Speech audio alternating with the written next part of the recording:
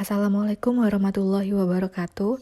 Perkenalkan, saya Putri Dwi Juwita dari Fakultas Hukum semester 2 Universitas Surya Kencana. Di sini saya akan mereview kembali mata kuliah Hukum Pidana pertemuan ke-8, dosen oleh Profesor Dr. Hajah Heni Nur Aini SHMH beserta asisten dosen Dr. Muhammad Rendi Aridayandi SHMH.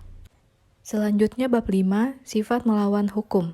Merupakan unsur objektif dari tindak pidana karena merupakan penilaian terhadap perbuatan dan bukan pada pelaku. Suatu perbuatan dikatakan melawan hukum apabila perbuatan tersebut masuk dalam rumusan delik sebagaimana dirumuskan dalam undang-undang.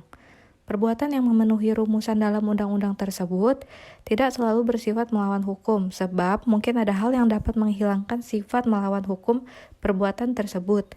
Contohnya, di negeri Belanda dalam Aris Hogerot tanggal 20 Februari 1933 di kota Huizen mengenai dokter hewan.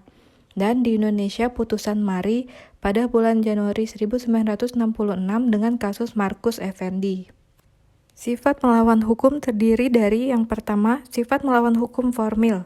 Suatu perbuatan bersifat melawan hukum apabila perbuatan tersebut dirumuskan dalam undang-undang sebagai suatu tindak pidana dan diancam dengan sanksi pidana.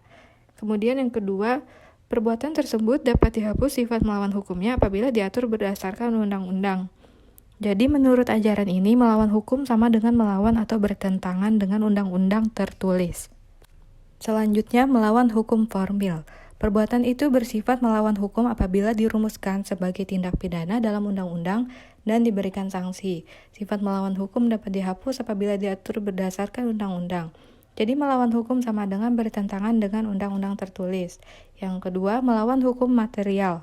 Bukan hanya berdasarkan undang-undang tertulis saja, tetapi juga berdasarkan asas-asas hukum yang tidak tertulis atau living law. Sifat melawan hukum dapat dihapus berdasarkan undang-undang dan aturan atau hukum yang tidak tertulis.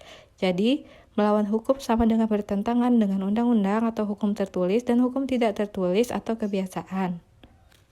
Sekian dari saya, mohon maaf bila ada kesalahan. Wabillahi taufiq wal hidayah. Wassalamualaikum warahmatullahi wabarakatuh.